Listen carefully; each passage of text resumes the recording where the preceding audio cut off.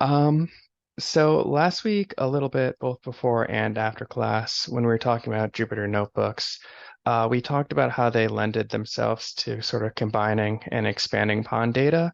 And you'll notice my project says at a continued examination. This is because a couple days into doing my project, I realized that it was starting to overlap quite a bit with a project that someone from last year's class did. And that person was Eden Hanson's project from last year, where she looked at the madams in the registry. Her project was madams. So I realized that my project was starting to overlap there, but I also did want to explore sort of a different facet of that data set because with all the different people and facets of the Charlotte registry, like so many of you have talked about already, there's a lot of nuance there to explore different avenues.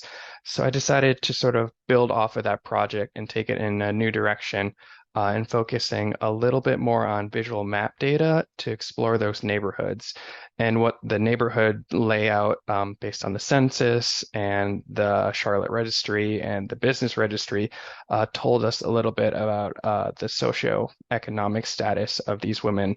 And in doing so, I realized that there was, again, some overlap with boarding houses too, between the madams and the boarding houses. Those demographics were sort of more lined up than I thought. So that was an interesting exploration. And I just found as I went through this project, it definitely evolved in a lot of different ways. So I tried to keep up with that the best that I could. But going ahead and getting started, so my computational thinking data practices were collecting data. I wanted to recontextualize based on that project from last year. So I recollected all of that data, and then did data manipulation across several different tools, being Abby Find, OpenRefine, QGIS. I made a pretty detailed Excel table that I could upload and manipulate in Tableau and back into QGIS again. And that goes into analyzing that data as well. And obviously visualizing that data in the map setting so I could get an idea of the layout of these neighborhoods and sort of how they were forming. And then as well as systematic thinking practices, just understanding that relationship between all of those tools and how these demographics sort of evolved, and tied in with other ones as well. As I guess many of you know by now, the Charlotte Directory data source has over, I think, 1,000 abbreviated jobs in the database, many of which have been covered or you're familiar with. However, one job listing that is in the directory that is missing from the abbreviations page is the madams. And we've talked about that in class a little bit, um, how MAD is short for madam, and those madams were presumably running brothels of sort in Charlotte at the time. However, it is interesting in that they are missing from this abbreviations page, but throughout the registry, they are listed in the public directory, just interspersed. Um, I have a section here. You can see a name, and it would just be comma, MAD, and they are not in the business directory. However, they are in the street directory, and that's where my project sort of evolved from, was looking at that and realizing that these women were all clustered together prominently on specific streets, which I'll get into in a minute. And they all are individually listed. They have their own addresses, but they are almost always together. So they are prominently in Charlotte and the registry, but they're not quite in the business directory. So I decided as I was going through that data and exploring that, I did realize that there was a little bit of overlap with those people that were running boarding houses. Um, so Eden, who did last year's project, went through a lot of the demographics in the 1910 um, US Census, and then found that a lot of these people that were operating as madams, when we looked up what they were doing and what they were listing, a lot of times they wouldn't actually list madam. They would list things like seamstress, dressmaker, and sometimes just boarding. So her project shedded light on that, but I wanted to sort of bring a little bit more to it. So I decided to use the boarding houses as sort of like a control or a staple to cross reference sort of an intersection between careers. And in doing that, I realized that there are so many other intersections to explore, but again, there's limited time. So I did a little bit of research into boarding houses themselves, preparing for this. And I know other people have projects on boarding houses, so I won't give too much away. But basically, multiple sources that I looked at talked about how boarding houses tend to be the proprietors tended to be women and uniquely often widows. And this is in a time when there are a lot fewer options based on income in the marketplace, especially in Charlotte. So running a boarding house became a common choice. And this again ties into the 1910 census data, discovering that women were sort of taking up various jobs, both sort of domestic, but also like clerk and managerial, attempting to sort of become financially independent at the time. So just getting into the data itself. Um, so I primarily took from these two spaces in the directory. For the madams, I had to pull from the street directory, and at the time, I originally just planned on mapping those neighborhoods. However, I went to cross-reference the rest of the um, directory as well, just to make sure that there weren't any differences between where they were listed, whether it was in the public directory or the street directory. For the most part, the madams are actually all pretty uniform. The only difference is under the street directory, it shows they're clustered together based on their addresses. This was not necessarily the case for the boarding houses. Again, they were in the street directory, but also in the business directory. So there is a lot more variability there because they were also interspersed. And getting into that, there was a lot of differences to contend with in terms of getting those addresses to use later on in QGIS. So after pulling those out with AbiFind, I took that into OpenRefine and had to do a lot of manipulation to get sort of the addresses uniform, focusing mainly on splitting the madams into their different streets, and also sort of unifying other demographic things like race and gender. For the most part, again, the madams were pretty uniform, but getting into the boarding houses a little bit later, that became a little more tricky. Uh, so in terms of visualizing based on these neighborhoods, I found that the madams were primarily living in three major clusters, again, based on the street data. And those streets were Davidson, First, and Spring. These are just the pages where they correlate into the street directory where you could find them. So these streets basically turned out, based on my research, to be sort of almost like a red light zone, I suppose, for Charlotte, where people would basically turn a blind eye. Again, they were listed in the registry, but they're not under businesses. So they are present, but they're not fully operating out in the open. So there is those three main clusters, but there's also a couple of smaller ones on Youngs Avenue. And uniquely, there is one single madam operating on Boundary Alley as an outlier, Kitty West, who's listed as a madam, but her demographics don't line up with anybody else. So taking that into Tableau, I have my chart here based on our streets here. Here we have our outlier, Kitty West. But you can see here, there's three main clusters and plus Youngs Ave, where all these mountains were operating, Spring being the largest amount. And here's again, just another breakdown of the madams.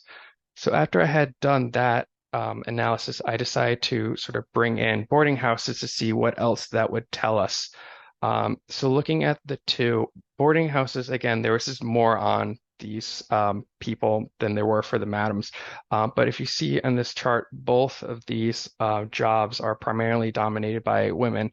However, when looking at the boarding houses, that's where the data sort of ballooned, and there's a lot more things to look at. So as already discussed, the Charlotte directory has asterisks for Black residents. For widows, or not widows, sorry, madams, interestingly, they were all white except for one madam has an asterisk, and that is Carrie Copeland, appears to be the only Black madam in the directory as far as I can tell. and doing a little research back into the census data from 1910, as well as going through the rest of the directory. There are other Copelands who also have asterisks, and in the 19th census data, it appears to be that they are related. So interestingly enough, she's actually one of the only madams that has any clear like family or ties as well in the directory. But more specifically, looking at the boarding houses, again, you can see for um, sex or gender primarily, these are still female dominated job intersections. However, race and honorifics like Miss, Mrs., widow, those factor in much more to boarding houses. For madams, none of that data was really present there. However, for boarding houses, it was. However, at the same time, uh, race and honorifics also made up some of the biggest inconsistencies that I found in the registry. For example, under sort of the general directory, a lot of times for the people where they would be listed in multiple places, it would say like Miss, Mrs., widow, it would have their marital status, their spouse. But if you went under the business section and looked up the same individuals, a lot of times that data would be missing or it'd be unaccounted for. And interestingly, I thought that hinted at a lot of the socioeconomic nuances of operating as particularly a woman in business in sort of early 1900 Americas. And Katie sort of hinted at that as well. There's a lot of nulls there that are missing. And when I originally went through OpenRefine and pulled all that data, at first I just thought those were inconsistencies to be fixed. But in hindsight now, that seems like it could be a whole nother project, is comparing what those inconsistencies are, what the missing data is telling us, and are people purposely sort of operating in a gray zone? That was sort of an intersection I found with the madams, is that for the boarding house individuals, a lot of their demographics are also missing. And it's hard to tell if that's intentional or not. It's hard to tell if it's missing based on their race and their gender, if it's an inconsistency in how they were recorded, or if it's how they sort of reported themselves. Um, so getting into a little more of the mapping that I did, and this is one of the Sanborn insurance maps, and Eden's project covered this as well. Um, when you look closely at it for the insurance listings, this is actually First Street, one of the streets that I looked at. You can see for where the brothels or the red light district or the bands were living, those abbreviations were listed as FB on the insurance map for female boarding, which is a code, I guess, for brothel. Whereas just normal dwellings were listed as D. And you can sort of note there, I know they're a little small. So interestingly, like I mentioned, these are present in the directory. They are something that people were aware of. They are, in fact, marked on insurance maps, but at the same time, they are still missing from like the business directory. So in terms of pulling all that data out with AppyFind and operating through OpenRefine to sort of clean it up, I ended up with 69 total residents that were either 28 madams, and then I pulled the 41 boarding house proprietors. I believe those were the numbers, and collated all of that into an Excel sheet. And again, tried to look at Mrs., who was a widow. There were some discrepancies there depending on where they were listed. They were listed as different things. But going through all of that, I realized to do the mapping that I wanted to do on the map that I would need longitude and longitude and latitude, which I did not have. So I had to use our free web-based converter for those addresses. So on a long night, I did go through all 69. So I got the longitude and latitude for all 69 of those residents, the 28 madams and the 41 boarding house proprietors, and then collated that into this Excel table that I ended up making. Again, I plugged in some of the demographic data I pulled as well out of OpenRefine and tried to get that sort of unified. And then later on, I brought that into QGIS. So the end goal of mapping was to sort of obtain a visual sense of that data, to see those street clusters, see how they were distributed in Charlotte, and sort of why and what that would tell us. if those red light districts are as prominent as they seem to be based on those clusters when you just see the name listings, what that would actually look like on a map. And then again, I realized when I started mapping that really only scratches the surface on potential future projects. Sort of all the things you could look at, redlining, again, adding in more female-dominated professions, kind of like Frank and Katie both mentioned. There's a lot there. Unfortunately, with limited time, I decided just to sort of tackle this small data set for the time being. So I do have to say, when I was trying to geolocate with the historical insurance Sanborn map and the other Sanborn map, my queue just did not like it and kept freezing up on me. So ultimately, the ones that I had that were the cleanest were the modern maps.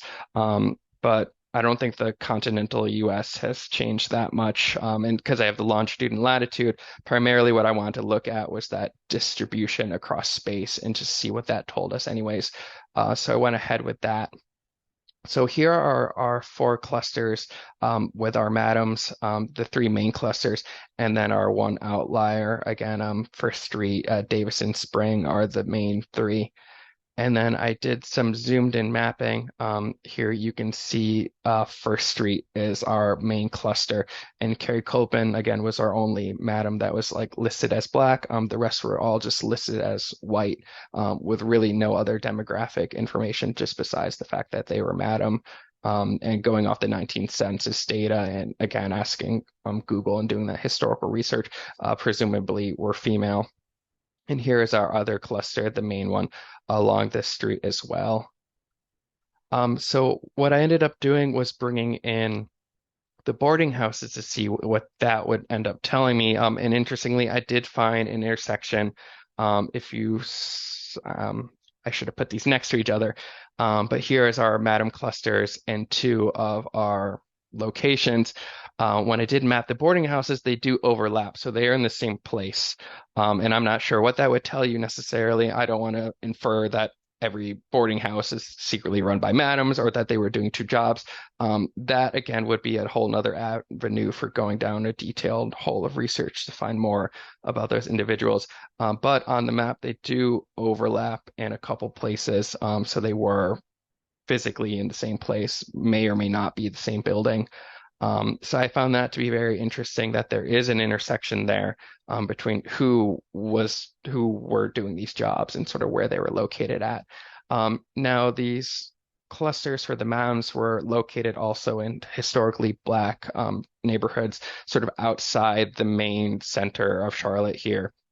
And you'll see the boarding houses, there's many more of them, are more centrally located throughout. However, there also are a few outliers. And again, what that would tell you about socioeconomics would be a pretty interesting thing to go down.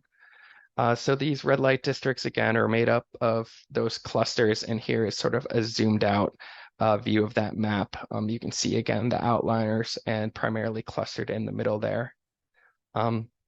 So basically on the surface, it does appear that these women listed in the directory for the madams anyways were running brothels and operating, may or may not be doing different tasks or different jobs.